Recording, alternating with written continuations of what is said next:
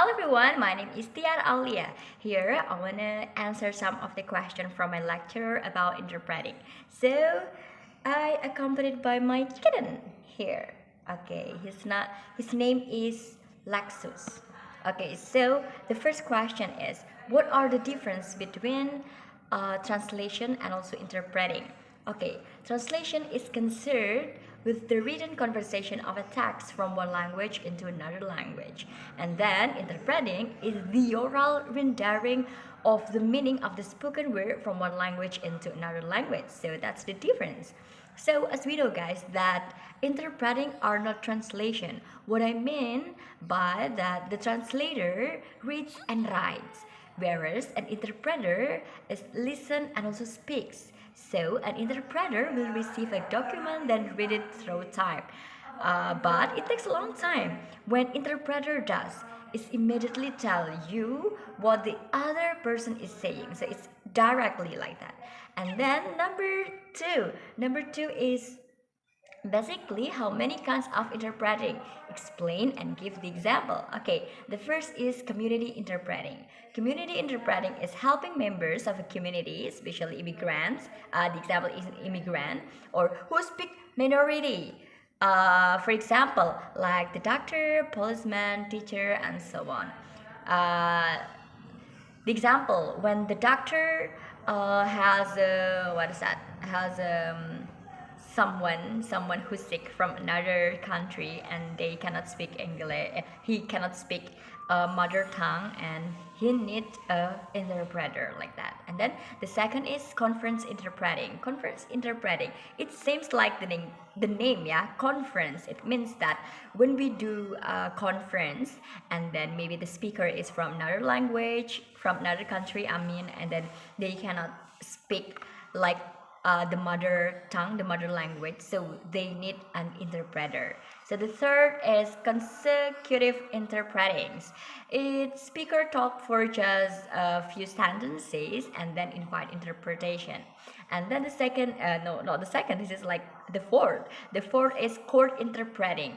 Court interpreting. It seems like the name, yeah, court interpreting. It means that this is the situation in a courtroom. So when the what is that? When the defendant is from another country, so means the judge, when the judge cannot speak their language, so it needs an interpreter for helping them to communicate each other. And then there is a liaison interpreting as interpreter physically presents in an interview or meeting, for example like when it's cultural context, education, business setting, and so on. And then the last is simultaneous interpreting. It's carrying on throughout the speech to finish almost at the same as the original. Okay, so I'm sorry. And then the third question is what kinds of people who want to be an interpreter? Okay, well, it's a person who lacks a stress or a lot of adrenaline, the joy or interpreting that you were in the hot seat. You have to understand what the other person is saying and interpret is firsthand. People who has a communicative layer, they have an ability to understand where people are coming from, what they're gonna say next, what they're gonna living out, and then they have an ability to concentrate incredibly hard, performing well in front of an audience and enjoying it, something like that. And then number four is what is another aspect of interpreting? Okay, so this is interesting. Another aspect of the interpretation is that we tend to travel a lot when meetings do not take place outside the home. We can travel around Europe or around the world, something like that. And then this is the fifth. What is the best thing of interpreting? Yes, this is. Probably the best thing about interpreting is what I just said. It's exciting, it's creative, there's a lot of adrenaline, a lot of enjoyable pressure on you. So this is interesting, right? And then this is the last one. What are other advantages of interpreting?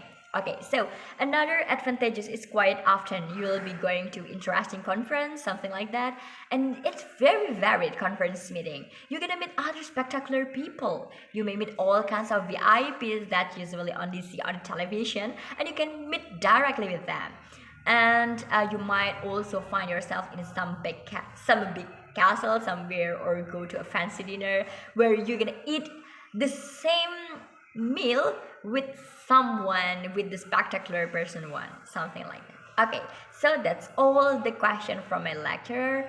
And anyway, guys, become interpreter is some kind of interesting job, but also what is that? But also it's a bit what is that? Yeah, like afraid because we have so many pressure from what we have to do, like, and then we also have to really understand about other language. We also have to be confident and so on. So that's why. But I'm sure that become interpreter is one of the spectacular and interesting jobs.